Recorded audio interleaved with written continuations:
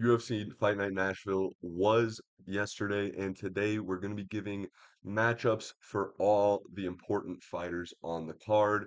Starting off with Derek Lewis. Derek Lewis scored an amazing knockout over Talison Teixeira in about 35 seconds, and I think the heavyweight division's real stagnant, and there's a guy that actually does make sense. Alexander Volkov is a really good fit for this fight, specifically because of the fact that Derek Lewis has knocked this guy out before, so he's going to probably want to get one back. On the off chance that he is able to fluke Alexander Volkov, the build up to a him versus Asmal fight would be really interesting. Also, he's on a two-fight win streak with two ranked opponents back to back. Nascimento was like ranked 9 when he beat him. Teixeira is now ranked 13 when he beat him. And then he also had the Jelton Almeida loss. But in between that, he also had that flying knee knockout over Marcos Rogerio de Lima.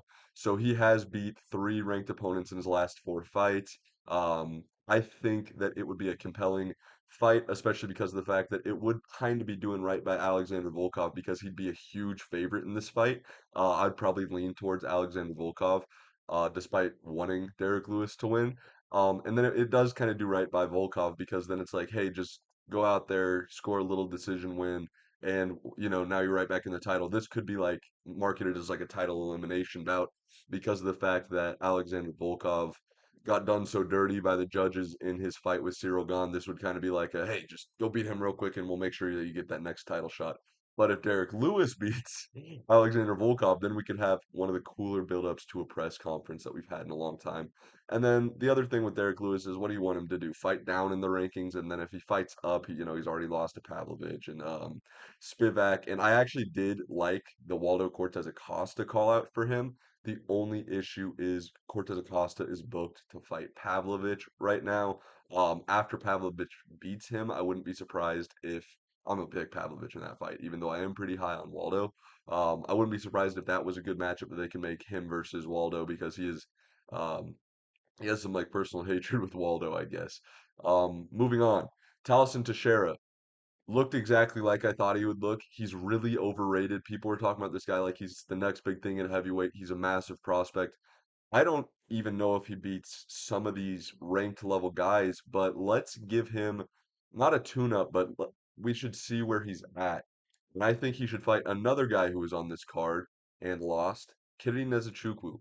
Nezuchukwu is a guy who's been real close to the rankings. I believe he even got the 15 number next to his name at one point when there was stuff moving around in the heavyweight division. He is a remotely high level fighter. I was really high on him coming into this one, was not able to get it done versus Walter Walker.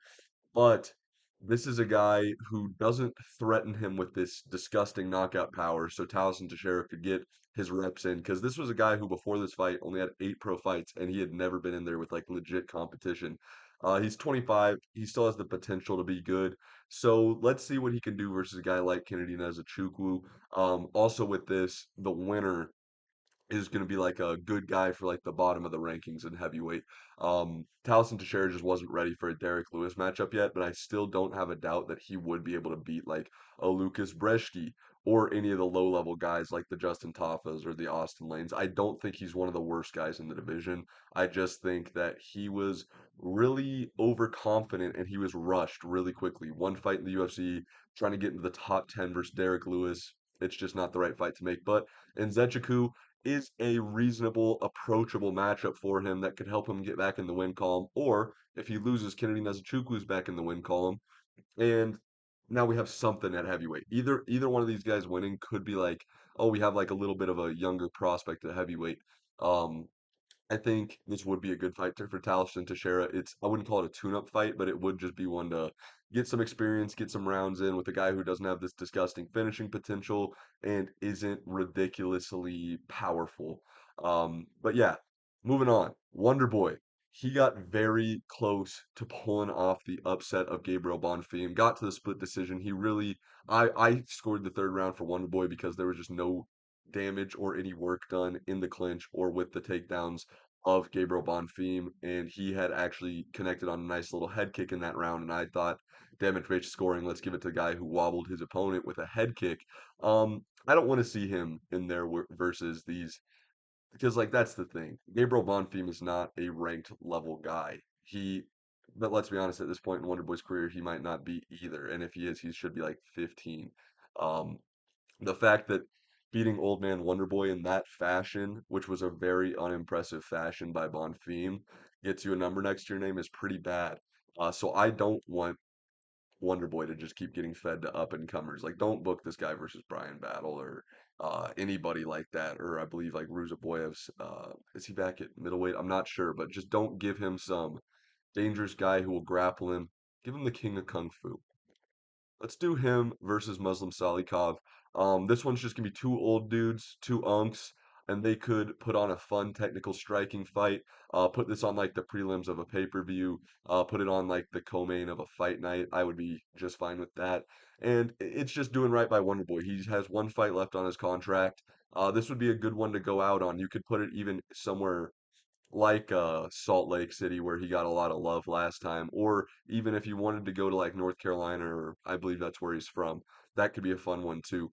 But yeah, just give him a good technical striking matchup, one that where there's not a lot of stakes on the line, um, just to let him go out there and kind of compete and have fun, because we don't need to have Gabriel Bonfim smudging this fucking guy up against the cage because he has no grit and no actual dig deep ability to fight. This going gets tough and he wants to hug you up against the fence. So moving on to this little pussy, feed this guy to Michael Morales. Michael Morales is pretty good. I believe he's tied for seven in the world right now with Buckley. They both have the seven number next to their name. Um, I get it's a little step down in the competition in the rankings, but there's a lot going on in the top six, top seven at welterweight. A bunch of guys who are en route to a title shot. I also wouldn't mind Michael Morales versus Leon Edwards, but because of the sheer hatred that I now have for Gabriel Bonfim, cementing himself as one of my least favorite fighters in the UFC, I would love to watch Michael Morales fucking destroy this guy. And then maybe we could even get his dumbass out of the rankings. If not, let's do like a Randy Brown or somebody like that who has actually the potential to get him out of there. Because he doesn't really deserve this number next to his name, so he should not be looking up the rankings. Give him if MVP ever wants to come back down to welterweight, give him MVP so this guy's skull can get caved in. This fucking disgrace to the sport. Moving on, Steve Garcia.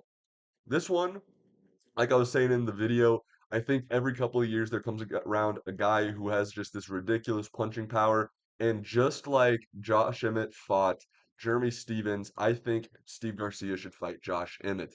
Josh Emmett is ranked, I believe, number nine in the world, and he will be around number 13 in the world after this. Um, he actually might be 11. I don't remember. He's either 9 or 11 in the world. But I think that this is a reasonable step up. I think putting two guys who just beat this, because the other one that he called out was Cater or Onama. Putting two guys who just both beat up on the same guy and they're both kind of like on a win streak. I don't like having those paths collide. I think just like when Jeremy Stevens fought Josh Emmett, and that was kind of the changing of the guard to who's the new power puncher, who's the new gatekeeper who will now knock out some of the lower level guys. That's something that we could do with Steve Garcia and Josh Emmett. I think that this would be a fun fight. I think that somebody would probably get put out pretty badly. But yeah, moving on. Calvin Cater. He is going to still have a number next to his name come Tuesday, especially because with Max Holloway fighting next week, he's going to get removed again from the featherweight rankings. So even though Cater was like 14 and now he'll drop to 15 with the Garcia loss, he also has the win over Giga Chikadze. So I would be surprised if they just gave the 15 spot to Giga, who's also coming off of a loss. I think that he's going to have the 15 spot, and then once Holloway um, moves up officially in the rankings. He'll be back to 14 and Garcia will be at 13. And I think that Calvin Cater should fight Chepe Mariscal. He's not going to have like the leverage to say, "Oh, I want this matchup. I want this matchup." He's on like a 3 or 4 fight losing streak.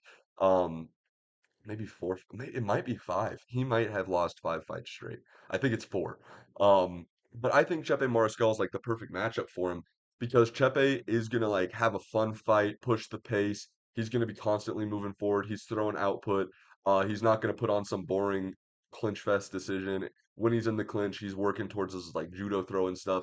He has fun striking on the feet. He has really good cardio, so he can go into the third round and be dangerous versus Calvin Cater. And I do think that this would be a good main addition to a fight night or even a pay-per-view card. This could even be a good addition to maybe even a main card opener or, featured prelim of UFC Noche.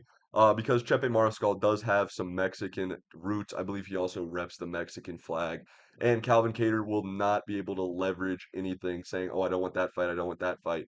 That's in September. So that's about 10 weeks to turn around.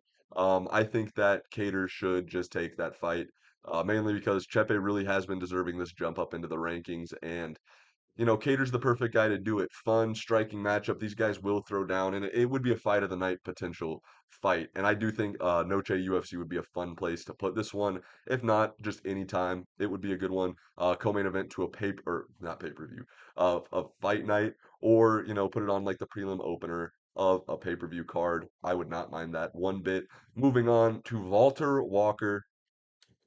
He's on a great submission. He's destroying people's fucking Achilles. He's ripping their knees apart. I think he should fight Martin Buday. Martin Buday is ranked about like 13th, 14th in the world right now at heavyweight. Wow, the heavyweight division has that shit fallen off.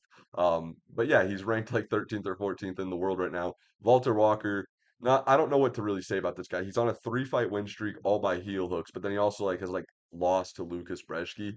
Um, I'm gonna just say give him to Martin Buday. I bet he beats Buday. He looked solid on the feet versus Nzechukwu. He actually had the speed advantage, and I do think that he could just fucking heel hook Buday. Everybody in the rankings should be holding their fucking knees in terror right now. But I do think that that's the right fight to make. It'll get him a number next to his name, and then we could actually talk about Walter Walker as somewhat of a prospect at heavyweight. Moving on, Jake Matthews. This guy called out Gilbert Burns off a three-fight win streak where the most recent one was Chidi and Jokuani, and he's beat I think like Ange Lusa or Philip Rowe or shit like that. You're not getting Gilbert Burns number 10 in the world, buddy. Best I could do, Vicente Luque in the Apex. All right, Vicente Luque was ranked after before his last fight.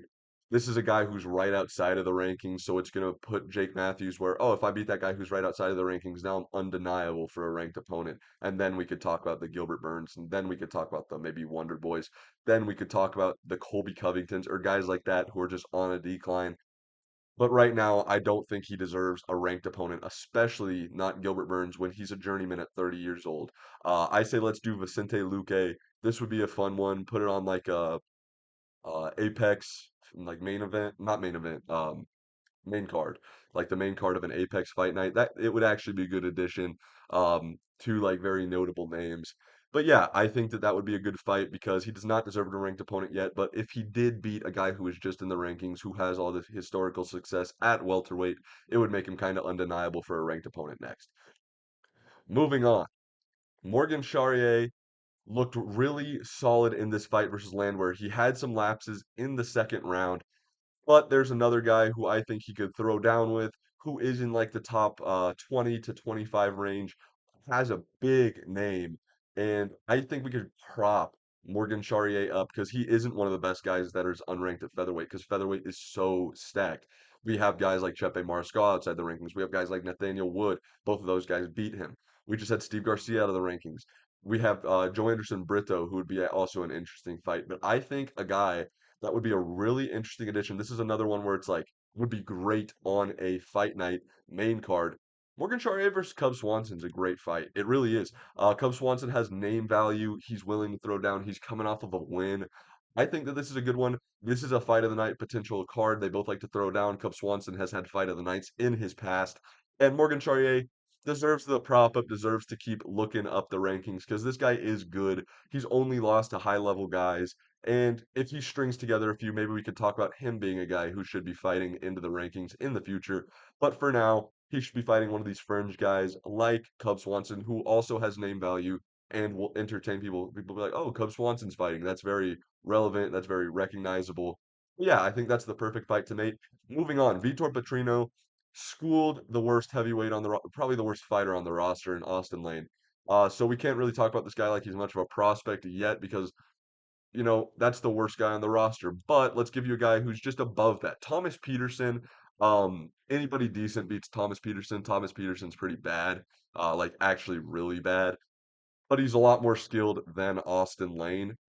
He's actually able to win fights, mix in takedowns and grapple a little bit. He's a lot more competent on the feet. Just he's better than the worst fighter on the roster, so not a massive step up. But Vitor Petrino could just crush a couple blobs, maybe hit the rankings at some point. But Thomas Peterson's a great step up. Um, just because of the fact that he is relevant. He has won in the division. He lost to the great Shamil Gaziev. But I think that this is just the right stepping stone up for Petrino, who could really make a little bit of a name for himself at heavyweight. He had a couple solid showings at light heavyweight, just that two-fight losing streak. It was the right time to move up. And, he might be able to do some stuff in the future. Last, we got Chris Curtis. He did pretty well, um, but he also was not like killing. He was not like picking apart Max Griffin, who is not all that. And Max Griffin is not a guy who's right outside the welterweight ranking, so we can't talk about him versus a ranked opponent. But I think we can make this fight, and the winner should get a ranked opponent. The winner could fight maybe a Colby Covington, would be a solid one because neither of them propose too much danger. I think he should fight Mike Malott. This would be a fun one. Chris Curtis is also friends with Sean Strickland and stuff. If you put him on like one of Sean Strickland's cards, it would make sense to kind of like have some shit talk with the Canadians and stuff there. Um, I think this is a good one because they are both fringe ranked guys. They are both guys that are right there where like they could be ranked here really soon. But a Max Griffin win isn't enough to get you a ranked opponent. And Mike Mallet just beat Charles Radke, who's also in like that third top 30 range. And I'd say so is Max Griffin. He's maybe like 30.